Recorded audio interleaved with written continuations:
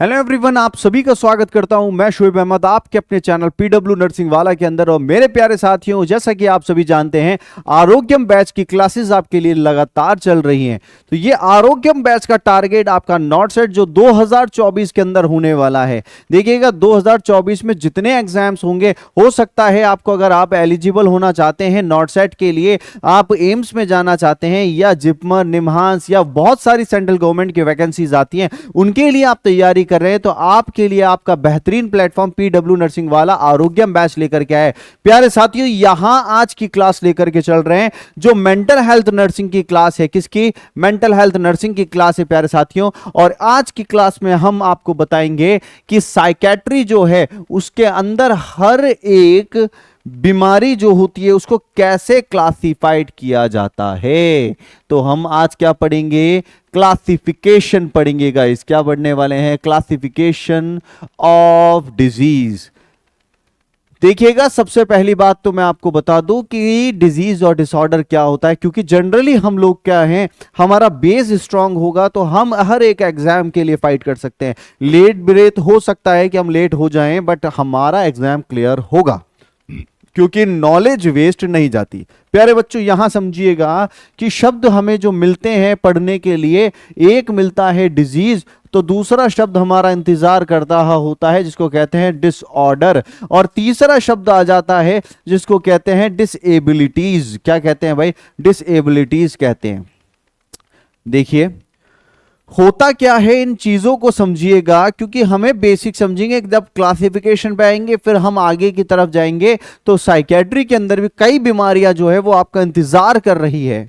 तो जैसे कि आपको मैं बताता हूं कि सबसे पहले अगर डिजीज शब्द आता है तो इसका मतलब क्या होता है। देखो, डिस्क को अलग तोड़ दीजिए, यहां पे हमने डिस्क को अलग तोड़ दिया और ईज को अलग तोड़ दिया, तो हमारा प्यारा सा शब्द बना जिसको कहा, डिस्क को कहते हैं डिस्टर्बेंस।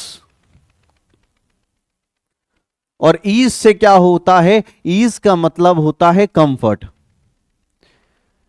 शॉर्ट एंड सिंपल के अंदर आप देखिएगा, डिस्टरबेंस इन कंफर्ट, या भी हम ये भी कहते हैं डिस्टरबेंस हो जाना किसका? कंफर्ट जोन का डिस्टरबेंस इन कंफर्ट हो जाना। तो देखिए ऐसे भी लगा सकते हैं, डिस्टरबेंस इन ईज। ईज कैसे कहा जाता है? जैसे आप स्कूल में जाया करते थे तो stand at ease, attention, stand at ease, तो इस तरीके से करते थे। तो ये जो चीज है ये आपको क्या डिनोट कर रही है? ईज का मतलब है आराम।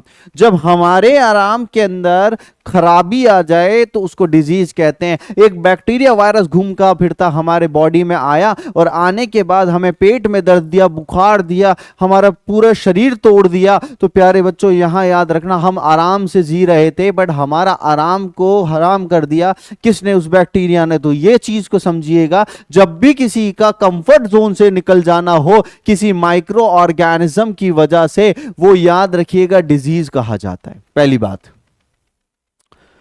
दूसरा शब्द को तोड़िए जिसको कहा जाता है डिसऑर्डर। तो यहां समझिएगा, डिस का मतलब वही, डिस का मतलब है डिस्टरबेंस। और डिस्टरबेंस किसका हो रहा है? डिस्टरबेंस एक ऑर्डर का हो रहा है। ऑर्डर जैसे प्रीवियस क्लासेस में भी मैंने बताया था कि हमारा हर शरीर का एक पार्ट का काम करने का एक ऑर्डर होता है। आज मैं चल रहा हूं तो मेरे चलने का एक ऑर्डर है कि एक पैर आगे बढ़ेगा तो दूसरा पीछे रहेगा, फिर दूसरा पीछे वाला आगे जाएगा। इस रोटेशन में आप मूव करते रहेंगे। आपको अगर किसी चीज को सोचना है तो सोचने से पहले आपकी आंखें उस चीज को देखेगी, आपके न्यूरॉन्स उस चीज को अपने दिमाग तक लेके जाएंगे, और जब दिमाग में वो चीज जाएगी तो जाने के बाद आपका प्रोसेस होगा। तो डायरेक्ट ऐसा तो नहीं है कि दिमाग डायरेक्ट सोचने लग गया, नहीं होता। तो हमारे कभी भी जो नॉर्मल ऑर्डर होते हैं, यदि उन ऑर्डर से आप हट जाए, डिस्टरबेंस हो जाए, उसको डिसऑर्डर कहा जाता है। देखिएगा, एक डिसऑर्डर के बाद याद रखिएगा, जैसे आप एक एग्जांपल भी ले सकते हैं। एक ट्रेन जो है पटरी पे जा रही है, वो एक उसका ऑर्डर है कि पटरी के अंदर जाती रहेगी, जाती जाएगी, और जब वो पटरी से उतर जाएगी तो ये क्या हो गया भैया? डिसऑर्डर हो गया। एक तरह से उसकी जिंदगी एक जगह से उतर गई, पैर से चलता था वो उसकी ट्रैक पे से उतर गया, तो ये डिसऑर्डर हो गया। जब वो ट्रेन पटरी पे से उतरी हुई है किसी बीमारी, किसी डिसऑर्डर की वजह से, तो वो ट्रेन आगे जाकर के किसी भी चीज में घुस जाएगी। आपकी गाड़ी अगर रोड के ऊपर चल रही है, एक ऑर्डर में चल रही है, और आपने उसको किसी ऑर्डर से उतार दिया, ये डिसऑर्डर हो गया। जिंदगी की गाड़ी आपकी एक ऑर्डर में चल रही है, अच्छा खाते हो, अच्छा पीते हो, बट वो जिंदगी की गाड़ी एक ऑर्डर से नीचे उतर जाए, उतरने के बाद कहीं पे भी टकरा जाएगी, और जब वो टकराएगी तो डेंटिंग पेंटिंग ये सब मांगेगी। ऐसे ही क्या होता है, किसी इंसान को डिजीज या डिसऑर्डर होता है, और जब वो डिजीज या डिसऑर्डर होता है तो उसकी एबिलिटी चली जाती है, कोई सी भी एबिलिटी डिस्टर्ब हो गई, ठीक है। जैसे कि आपकी आंखें, कोई डिसऑर्डर हुआ, डिजीज हुई, उसके बाद हमारा देखने का काम वो था वो खराब हो गया, एबिलिटी चली गई, एक हुनर चला गया, उसी को डिसेबिलिटी कहते हैं। जैसे पोलियो के अंदर, पोलियो एक डिसऑर्डर हुआ, एक डिजीज के चक्कर में आया, डिसऑर्डर बन गया, बन करके अब आपकी वॉकिंग डिसेबिलिटी हो गई कि आप एबल नहीं हो चलने के लिए। तो डिसेबिलिटी का मतलब क्या होता है, disturbance in ability, disturbance in ability. तो एबिलिटी के अंदर डिस्टर्बेंस हो जाना, इसको क्या कहेंगे, डिसेबिलिटी कहेंगे। प्यारे साथियों, देखिए हुआ क्या था, ये क्लासिफिकेशन ऑफ डिजीज की हम बात कर रहे हैं। किसकी बात कर रहे हैं, क्लासिफिकेशन ऑफ डिजीज। अब यहां क्या हुआ कि एक पूरे का पूरा एक ऐसा एक सिस्टम बनाया गया जिसके अंदर हमने आज तक के जितने लोगों की डेथ हुई, उन डेथ के कारण को हमने लिखना चालू किया। तो हमें क्या हुआ कि जब हम एक इंटरनेशनल, याद रखिएगा, international list of causes of death हमने बनाई, एक ऐसी लिस्ट तैयार करी जिससे कि पता चले कि लोग जो थे वो किन किन बीमारियों से ग्रसित होकर के डेथ पे पहुंचे। तो इससे हमें क्या अंदाजा लगेगा, प्रीवियसली ये बीमारियां कब आई थी, इसका इलाज कैसे होगा। आज मान लीजिए हम ये लिखते नहीं तो नई नई बीमारियां आती चली जाती, फिर 10 साल बाद वही बीमारी आती, हमें पता ही नहीं होता। तो हमें क्या किया गया, एक बिल्कुल एक ऐसी लिस्ट बनाई गई जिसको कहते हैं international list of causes of death. 1893 के अंदर ये पूरी लिस्ट तैयार की गई इंटरनेशनल स्टैटिस्टिकल इंस्टीट्यूट के द्वारा, और ये इंस्टीट्यूट ने क्या किया, सारी बीमारियों का लिस्ट डाउन किया। तो पहला एक ये हिस्टोरिकल इंसिडेंस याद रखिएगा क्लासिफिकेशन ऑफ डिजीज के अंदर, कि द इंटरनेशनल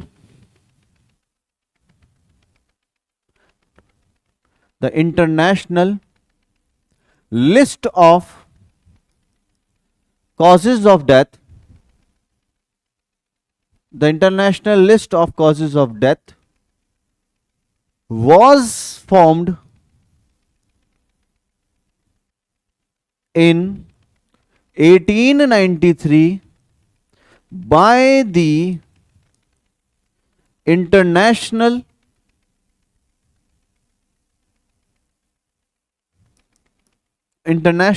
Statistical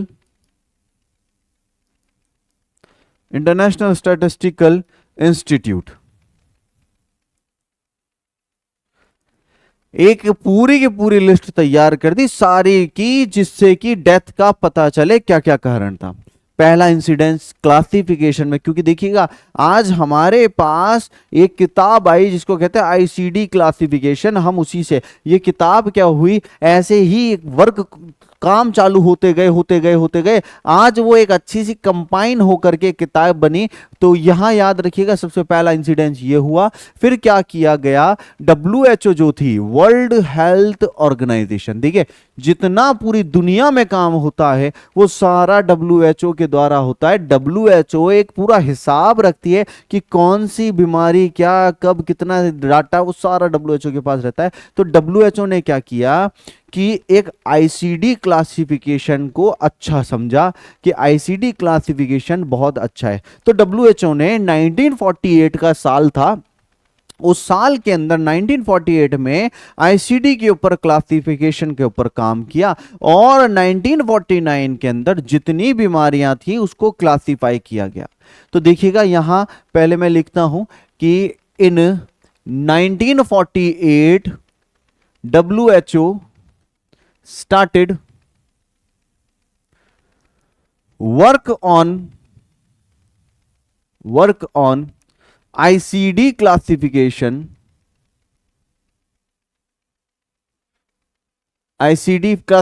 का मतलब क्या होता है, इंटरनेशनल इंटरनेशनल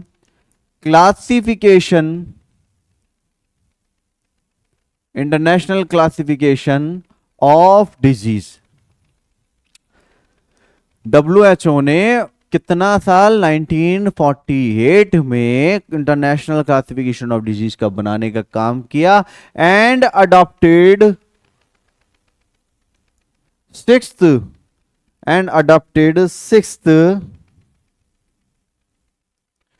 एडिशन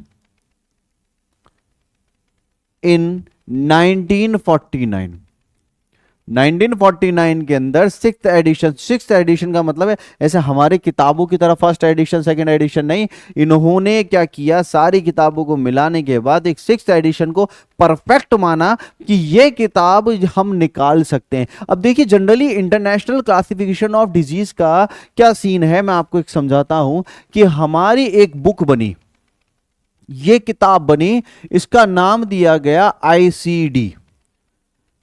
क्या नाम दिया गया? आईसीडी। ये आईसीडी की किताब 1949 के अंदर हमारे पास उपलब्ध हुई।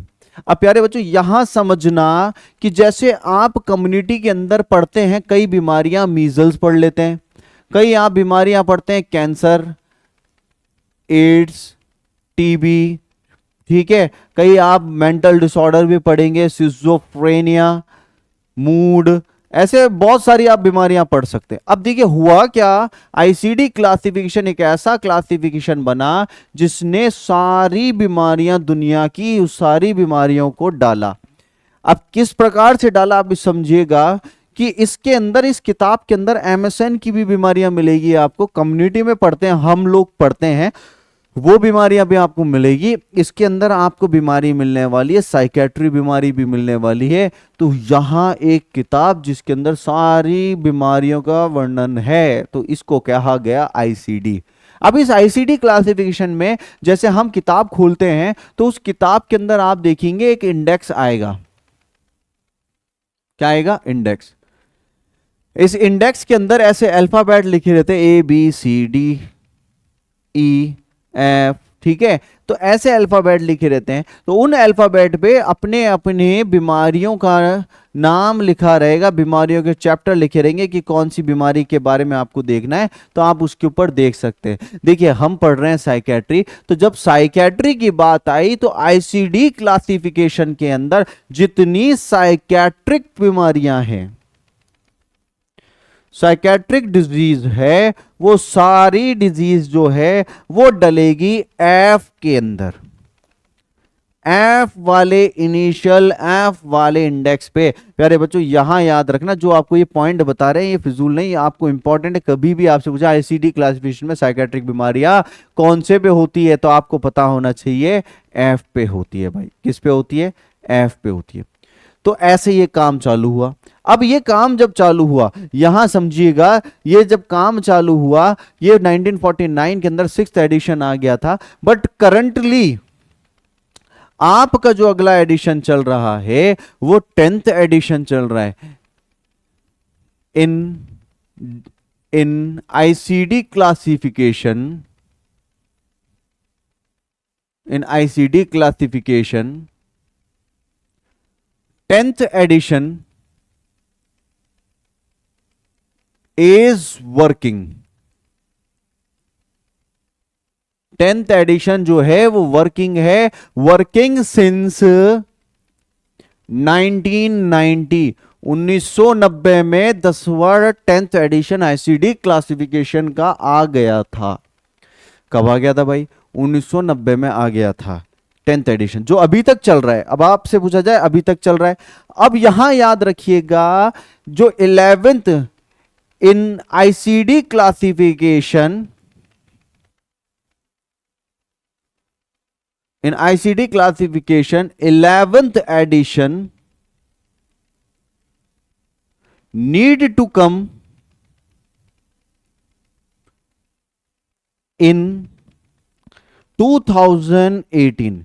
11वां एडिशन 2018 में आना था, but delayed due to some reason, but delayed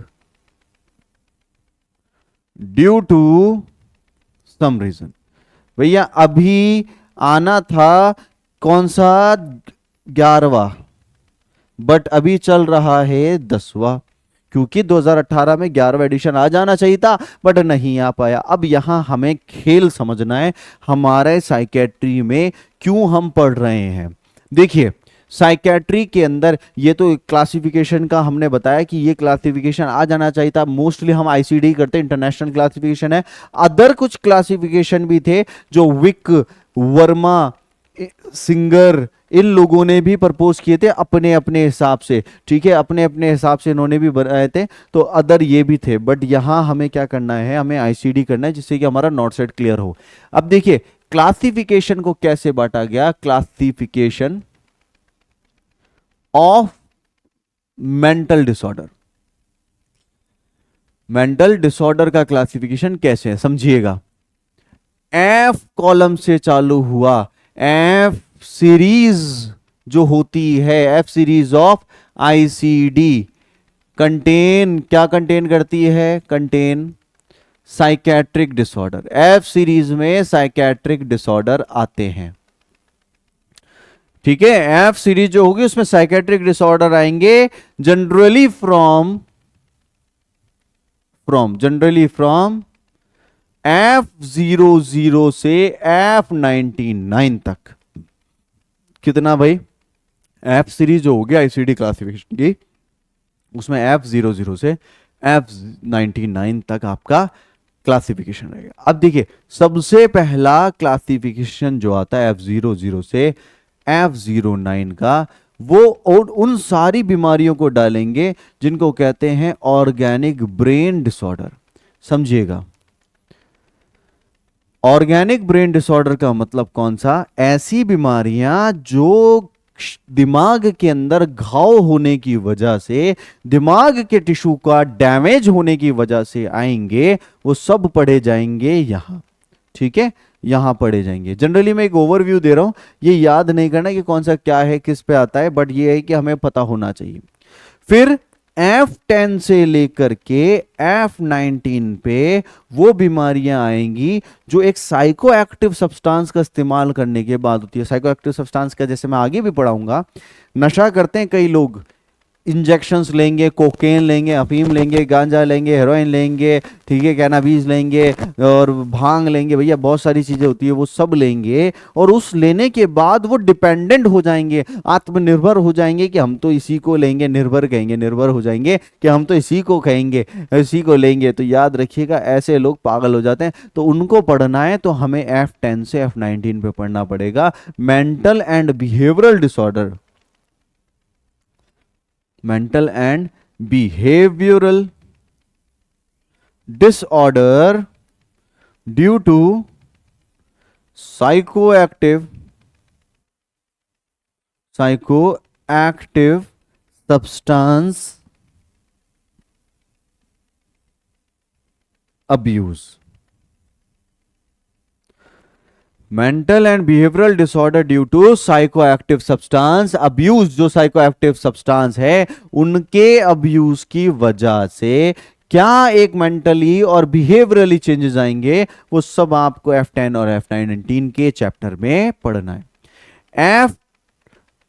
F20 से लेकर के F29 पे खतरनाक साइकेट्री की सबसे खतरनाक बीमारी को पढ़ना पड़ेगा, सिजोफ्रेनिया, सिजॉइड डिसऑर्डर और अदर जितने भी डिल्यूजन वाले डिसऑर्डर होंगे वो इस पे पढ़ते हैं, जैसे कि सिजोफ्रेनिया, कॉमा सिजॉइड,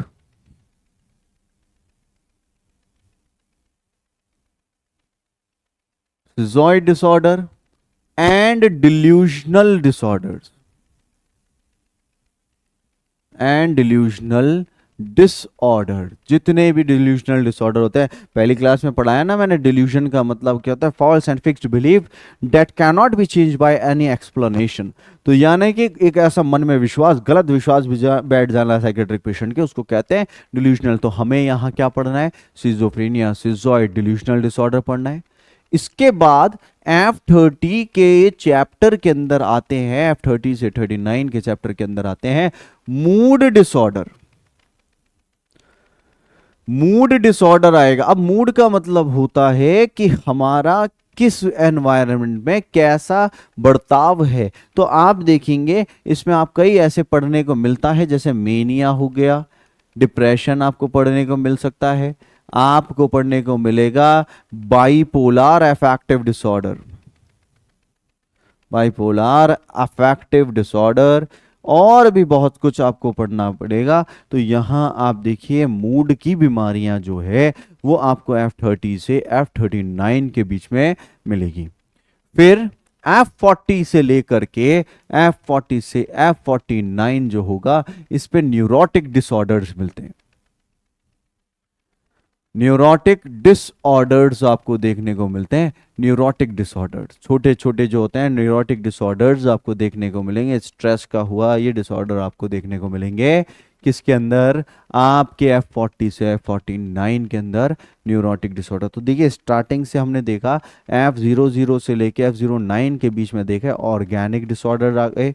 ऑर्गेनिक के बाद ऐसे नशे वाले डिसऑर्डर आए जो अल्कोहल इनकी वजह से होते हैं। फिर उसके बाद आप देखते हो सिजोफ्रेनिया, फिर उसके बाद मूड के डिसऑर्डर, फिर उसके बाद neurotic disorder, and then after neurotic के बाद आता है कुछ ऐसे डिसऑर्डर जो आपके फिजियोलॉजिकल प्रॉब्लम को देखते हुए बनते हैं। जैसे कि कई लोग होते हैं फिजियोलॉजिकली आपको देखेंगे कि वो खाने पीने में एक्टिव नहीं है, तो वो कई बार तो फूड की प्रॉब्लम ले आते हैं, जैसे एनोरेक्सिया नर्वोसा, बुलिमिया नर्वोसा, तो इन लोगों को भी कहते हैं। तो यहां F50 से F59 पे आते हैं mental and behavioural disorder. Mental and behavioural disorder due to physiological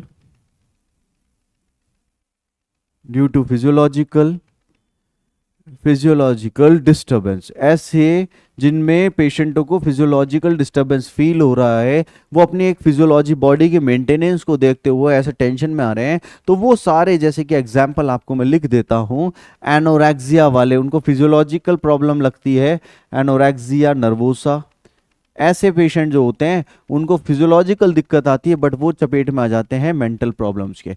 तो ये F50 से F59 पे कौन से फिजियोलॉजिकल प्रॉब्लम वाले होते हैं। फिर उसके बाद F60 से F69 के ऊपर आते हैं मेंटल एंड बिहेवियरल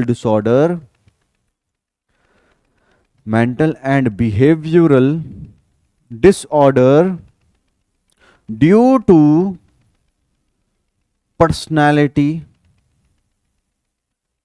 डिस्टर्बेंस। यानी कि पर्सनालिटी डिसऑर्डर्स जो होंगे वो सारे आपको पढ़ने पड़ते हैं किसके अंदर, F60 से F69 के अंदर। फिर एक ऐसा डिसऑर्डर आता है जिसको ट्रीट नहीं कर सकते, आप कितना ही इलाज कर लीजिए। F70 से F79 के बीच में आता है मेंटल रिटार्डेशन। ये रिटार्डेशन जो है इसमें पेशेंट इलाज नहीं हो सकता, यहां समझिएगा।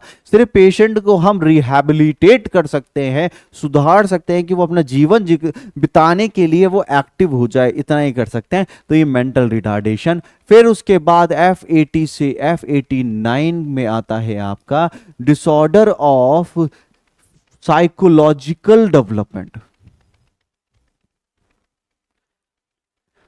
डिसऑर्डर ऑफ साइकोलॉजिकल डेवलपमेंट का मतलब है बच्चा जो है एक उम्र पे आते आते वो डेवलप होता है। एक छोटा बच्चा 2 साल के अंदर बैठ करके स्कूल जा रहा है, टॉयलेट ट्रेनिंग हो रही है उसकी, वो अगर उम्र के हिसाब से वो चीज़ वो अपना नहीं पा रहा है तो कहीं ना कहीं वो साइकोलॉजिकल डेवलपमेंट नहीं हो पा रहा है उसका, तो उसको कहा जाता है F80 टू F89 में आएगा। फिर उसके बाद मेरे साथियों F90 से लेके F98 तक आपका वो डिसऑर्डर्स आते हैं जो चाइल्डहुड में होते हैं, बचपने में होते हैं, जैसे टिक की बीमारी हो गई आपकी, ठीक है। तो यहां याद रखिएगा डिसऑर्डर ऑफ चाइल्डहुड इलनेस, ऐसे डिसऑर्डर जो बचपन में होने चालू होते हैं वो यहाँ होते हैं। और कई ऐसे डिसऑर्डर है जो अनस्पेसिफाइड है, जिनको हम ना इस ग्रुप में डाल सकते हैं ना उसमें डाल सकते हैं, अनस्पेसिफाइड डिसऑर्डर्स, उनको F99 में डाला गया। तो जनरली ये क्या है, क्लासिफिकेशन है। अब यहाँ आप इतनी बात समझें कि क्लासिफिकेशन को कैसे बांटा गया। मैं आपको यहाँ एक दो और बात ये बताना चाहूँगा कि साइकेट्री जो होती है, देखिए सिंपल मैं अगर करूँ तो आपको ये बात पता होनी चाहिए कि हमारे जो डिसऑर्डर हम पढ़ते हैं, जितने भी डिसऑर्डर पढ़ते हैं, वो दो तरीके से बांटा गया उन डिसऑर्डर्स को। अगर हम इतना वो ना समझे तो हमें इतना सिंपल में समझिएगा, डिसऑर्डर साइकेट्री के अंदर हमने दो प्रकार से बांटा गया। एक डिसऑर्डर होता है साइकोटिक डिसऑर्डर्स और दूसरे डिसऑर्डर्स जो होते हैं उनको न्यूरोटिक डिसऑर्डर्स कहा जाता है। क्या कहा जाता है, न्यूरोटिक डिसऑर्डर कहा जाता है। तो दो तरीके के आपके डिसऑर्डर्स हैं, साइकोटिक डिसऑर्डर्स और न्यूरोटिक डिसऑर्डर। देखिए इन दोनों के अंतर क्या पड़ता है, इस दोनों में अंतर एक पड़ जाता है जिसको कहते हैं इनसाइट का। क्या भाई, इनसाइट का अंतर पड़ जाता है। इनसाइट मैंने आपको बीच क्लासेस के अंदर भी समझाया था, बट जो बच्चे अभी नए आए हैं उनको समझा दूं कि इनसाइट एक ऐसी चीज है जिसके अंदर हर किसी इंसान में पाई जाती है। जैसे मैं आपसे बोलता हूं कि आपको साइकिल चलानी आती है, तो आप बोलेंगे बिल्कुल बेहतर तरीके से आती है। मैं बोलूंगा बाइक, आप बोलेंगे बिल्कुल वो भी आती है। कार, आप बोलेंगे वो भी आती है। बस, आप बोलेंगे वो भी आती है। बट मैं बोला कि एरोप्लेन आता है क्या आपको, तो आपने बोला नहीं सर वो चीज नहीं आती। आपको आपकी कमियां पता है कि मुझे एरोप्लेन उड़ाना नहीं आता, आपको अपने स्ट्रेंथ पता है कि मुझे बाइक ये सब चीज आती है। याद रखिएगा ये एक नॉर्मल इंसान का क्राइटेरिया है, उसको अपनी स्ट्रेंथ और वीकनेस दोनों पता होती है। कई साइकेट्रिक पेशेंट आपको मिलेंगे सिजोफ्रेनिया वाले ऐसे, वो साइकेट्रिक पेशेंट क्या करते हैं, जब आप उनसे पूछेंगे कि आपको किस बीमारी ने पकड़ा है, आपको क्या पता है, तो वो बोलेगा नहीं सर मैं तो बिल्कुल फिट हूं, मैं कल ही तो अमेरिका से लौट करके आया हूं और मैं यहां हूं, मेरे को तो कोई बीमारी ही नहीं हुई। और जबकि वो इंसान को 2 साल से हमने हॉस्पिटल में पकड़ा हुआ है। तो एक इंसान जिसको ये चीजों का पता ही नहीं है कि उसके ऊपर हो क्या रहा है, उसका इलाज की जरूरत है उसको या नहीं है, अवॉइड करना चाहिए या नहीं करना चाहिए, तो ऐसे इंसान जिनको अपनी स्थिति के बारे में नहीं पता, वो कहलाते हैं बड़ी बीमारी से ग्रसित होते हैं, साइकोटिक। तो साइकोटिक में क्या होता है, absent insight.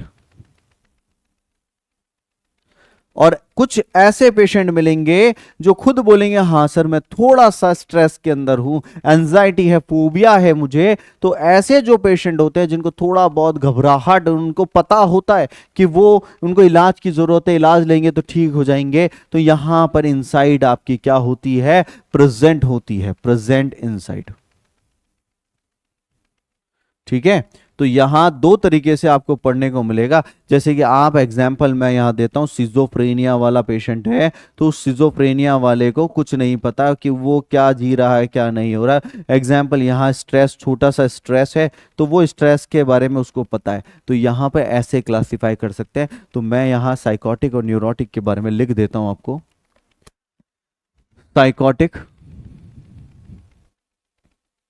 Psychotic disorder, these are the disorder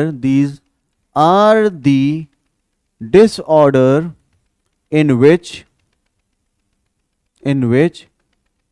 insight का मतलब ability to recognize strength and weakness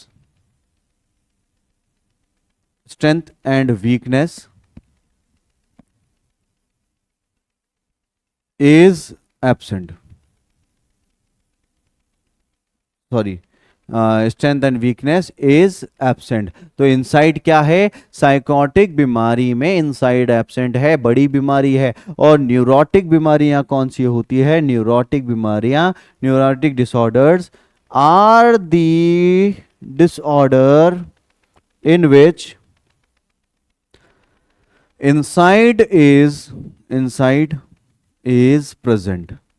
उसको अपने बारे में पता है, वो न्यूरोटिक प्रॉब्लम है। जिसको नहीं पता वो साइकोटिक प्रॉब्लम है। तो प्यारे बच्चों, यहां बीमारियों के बारे में आपने पढ़ा, कौन कौन सी बीमारियां कितनी कितनी कितनी कितनी क्लासिफिकेशन बढ़ी। अब मैं आपको एक और पॉइंट आपको समझाता हूं कि यहां पर एक और चीज आती है जिसको कहते हैं लेवल ऑफ प्रिवेंशन। क्योंकि सवाल आपके कहीं से भी बन सकते हैं, तो हम एक टॉपिक को कवर करेंगे। जैसे लेवल ऑफ प्रिवेंशन की बात आई,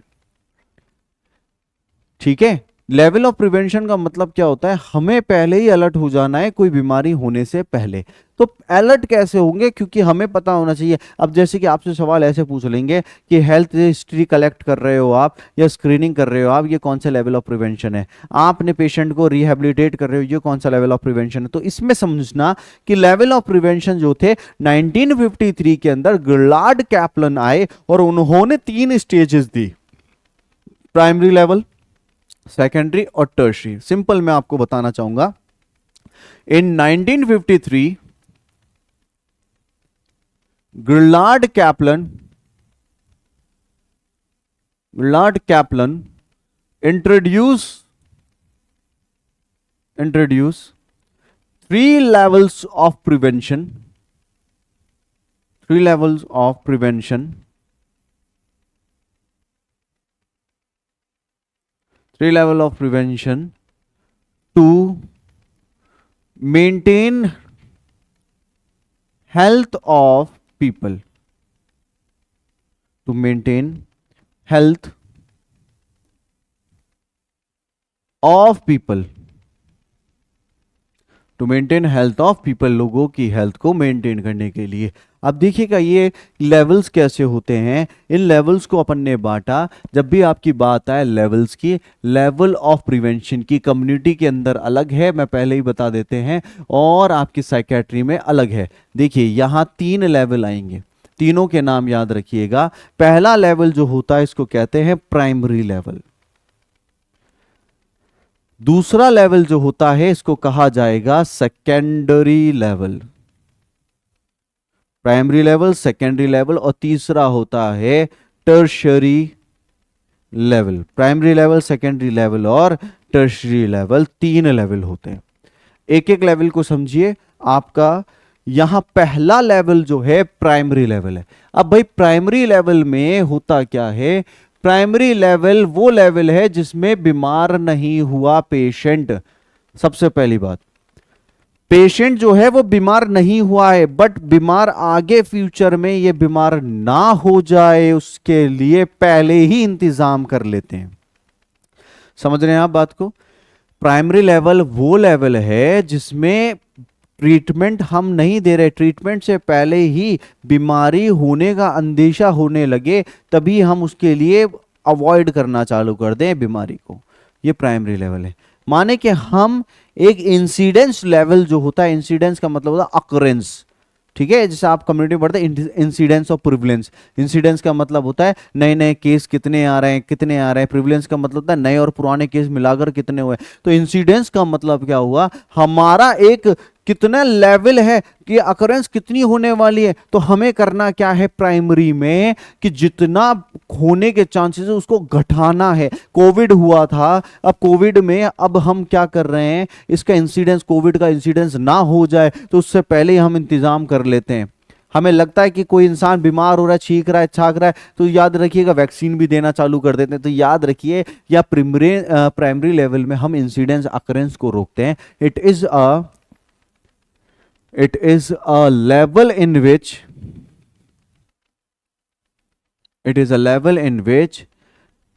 the incidence level of disorder is decreased, ठीक है। तो यहां क्या कर रहे हैं, प्राइमरी लेवल में इंसिडेंस को हम डिक्रीज कर रहे हैं, डिक्रीजिंग द इंसिडेंस। हमारा काम क्या है, डिक्रीजिंग द इंसिडेंस। जैसे कि आप क्या करेंगे, हेल्थ एजुकेशन सबसे बड़ा काम होता है। किसी भी इंसान को मेंटल डिसऑर्डर या कोई भी बीमारी हो रही हो तो उससे पहले हेल्थ एजुकेशन दे दो। हम हमारे बच्चे को खाना खाने से पहले हाथ धोने की सलाह देते हैं, वो प्राइमरी लेवल है। प्राइमरी लेवल में वो बीमार नहीं हुआ बट हम उसको सिखा रहे हैं कि बेटा बीमार नहीं होना तो हाथ धोइएगा। ऐसे ही हेल्थ एजुकेशन होती है। जिस भी सेक्टर में साइकेट्रिक पेशेंट है, सॉरी साइकेट्रिक, हमें लग रहा है कि परिवार में बहुत ज्यादा मतभेद हो रहा है, तो हम क्या करेंगे, उस परिवार की काउंसलिंग करेंगे। जनरली हेल्थ एजुकेशन देते हैं। छोटा बच्चा है कि 5वीं क्लास का बच्चा है, वो डिप्रेशन में जाने के लग रहा है, एग्जाम में फेल हो रहा है, हम उसको पहले ही मोटिवेट करेंगे, कोई बात नहीं बेटा, जो हो गया, आप आगे से और मेहनत करिएगा। तो ये क्या है, हेल्थ एजुकेशन है। जिस सेक्टर में आपको लगे उसके बारे में नॉलेज प्रोवाइड कीजिए, ट्रीटमेंट के बारे में बताइए, तो यहाँ हेल्थ एजुकेशन हुआ। सेकंड क्या होता है, सेकंड याद रखिएगा, decreasing the stressful environment. Decreasing the stressful environment,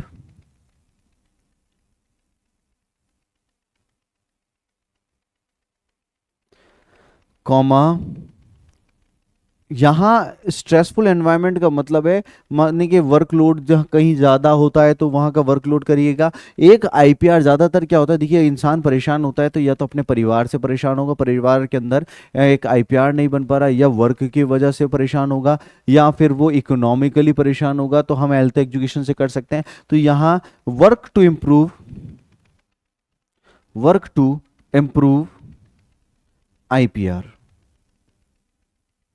एक इंटरपर्सनल रिलेशनशिप को भी सुधारिए। तो जनरली हम इसमें क्या करते हैं, सिर्फ और सिर्फ हम इंसिडेंट्स को रोकते हैं, ज़्यादा से ज़्यादा नुकसान ना हो जाए उस नुकसान को रोकने की कोशिश कर रहे हैं। कि एक इंसान क्या कर रहे हैं कि भाई बीमारी ही ना हो, तो उस चीज़ को लेते हैं प्राइमरी लेवल में। सेकेंडरी लेवल आता है, सेकेंड है आपका सेकेंडरी लेवल।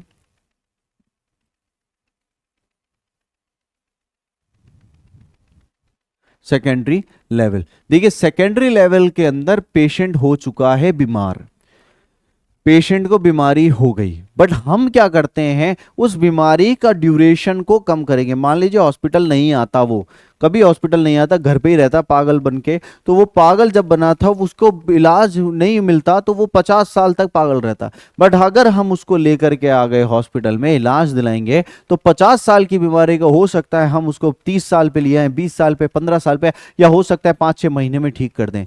तो जनरली सेकेंडरी लेवल काम क्या करता है, decreasing the duration of the treatment, duration of the treatment को कम करने में काम करता है secondary level. It is the level,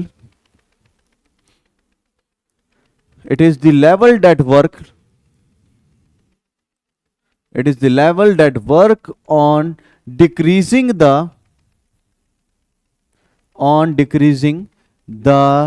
severity,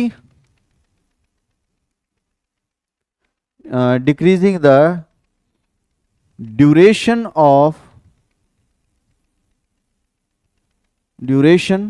of disorder. जो भी डिसऑर्डर है उसका ड्यूरेशन को डिक्रीज करना बाय, कैसे कर सकते हैं, बाय, याद रखिए ड्यूरेशन को कैसे कर सकते हैं, अर्ली डायग्नोसिस। कोई भी बीमारी हो, जब से जल्द जिनकी डायग्नोसिस हो जाती है उनका इलाज संभव हो सकता है। तो सबसे पहले साइकेट्रिक बीमारी का अर्ली डायग्नोसिस करिए। अर्ली डायग्नोसिस जब हो जाए तो अर्ली ट्रीटमेंट देने पे काम करिए, जल्द से जल्द उनको ट्रीटमेंट दीजिए। अर्ली ट्रीटमेंट के साथ साथ अर्ली कंसल्टेशन होना चाहिए। मान लीजिए मैंने डायग्नोस तो कर लिया बट मुझे इसके बारे में नहीं पता, तो मैं किसी सीनियर कंसल्टेशन के बाद उसको भेज दूंगा, वो आगे अर्ली ट्रीटमेंट देंगे। अर्ली रेफरल भी होना चाहिए कि अगर कोई केस आपसे बिगड़ रहा है तो जल्द से जल्द आप उस केस को आगे की तरफ रेफर कीजिए। जल्द से जल्द, जितना जल्दी हो, अर्ली इन्वेस्टिगेशंस भी होना चाहिए कि हम उस पेशेंट की बीमारी के बारे में पता कर सके। ठीक है, तो हमारा काम क्या है सेकेंडरी लेवल का, टाइम के ऊपर उस बीमारी का जो पता चला उसमें इंपैक्ट को उसमें ड्यूरेशन को हम कम कर दें कि जल्द से जल्द पेशेंट ठीक हो, रिकवर हो जाए। तीसरा लेवल जो आता है आपका, थर्ड लेवल आता है, थर्ड लेवल है आपका टर्शरी लेवल।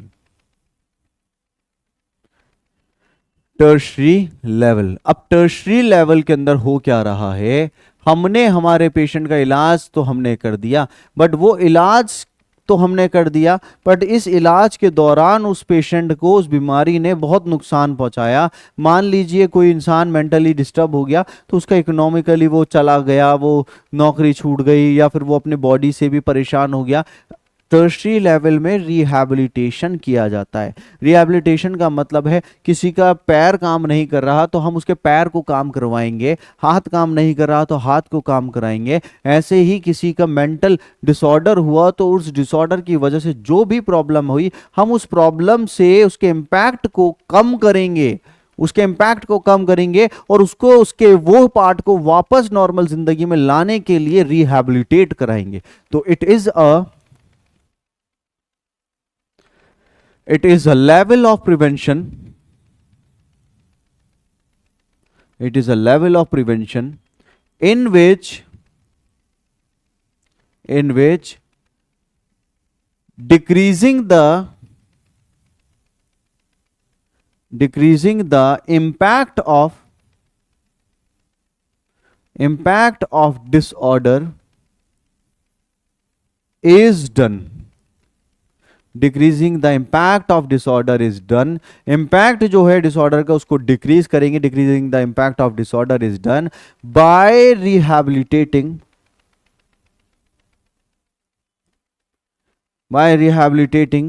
The patient. हमें रिहैबिलिटेट करना पड़ेगा पेशेंट को, तो रिहैबिलिटेटिंग द पेशेंट, पेशेंट को वापस रिहैबिलिटेट करने के लिए। तो ये टर्शरी प्रिवेंशन है। टर्शरी प्रिवेंशन रिहैबिलिटेट कैसे हो सकता है? मान लीजिए वोकेशनली भी हो सकता है, सोशली रिहैबिलिटेट भी करना पड़ जाए, हमें उसको मेंटली रिहैबिलिटेट कर रहे हैं, फिजिकली रिहैबिलिटेट भी कर सकते हैं। तो जनरली इन सब से क्या होगा, पेशेंट अपनी जिंदगी में नॉर्मल आएगा। तो प्यारे बच्चों, आज के टॉपिक में आप सभी ने क्या चीज़ पढ़ी? आप सभी ने ये चीज़ देखी कि पेशेंट जो होते हैं वो patient psychiatric mental health nursing जो है, मेंटल हेल्थ नर्सिंग, ये मेंटल हेल्थ नर्सिंग के अंदर हमने आज पढ़ा क्लासिफिकेशन। जनरली एक क्लासिफिकेशन देखा कि पेशेंट को हमें कैसे कैसे बांटना है, कौन पेशेंट बड़ी बीमारी से ग्रसित है, साइकोसिस से ग्रसित है, कौन सा पेशेंट छोटी छोटी बीमारी यानी कि न्यूरोसिस से ग्रसित है, या फिर हमने ये देखा कि पेशेंट को हम किस प्रकार से प्रिवेंट कर सकते हैं लेवल ऑफ प्रिवेंशन के द्वारा। आपसे जो सवाल पूछे जा सकते हैं वो ये पूछा जा सकता है कि क्लासिफिकेशन में साइकेट्रिक कौन सी उस पे आती है, लेवल ऑफ प्रिवेंशन के अंदर आप ट्रीटमेंट दे रहे हैं तो वो ट्रीटमेंट कौन से लेवल पे आता है, आप पेशेंट की हेल्थ एजुकेशन दे रहे हैं वो कौन से पे आता है। तो इस तरीके से आपके सवाल बन सकते हैं। प्यारे बच्चों, आज का टॉपिक आपके लिए इतना था। इसके बाद नेक्स्ट टॉपिक पे मैं लेके चलूँगा आपको जल्दी ही। तो रोज़ पढ़िए। आपका आरोग्यम बैच आपके लिए free of cost theoretical classes आपको दे रहे हैं विथ पीडीएफ नोट्स। तो ज़्यादा से ज़्यादा पढ़ने में आप ध्यान दीजिए और नॉटसेट 2024 में जो आने वाला है उसके लिए आज से ही तैयारी चालू कीजिए। आप सभी का बहुत बहुत शुक्रिया। मिलते हैं अगले वीडियो में। Thank you so much guys.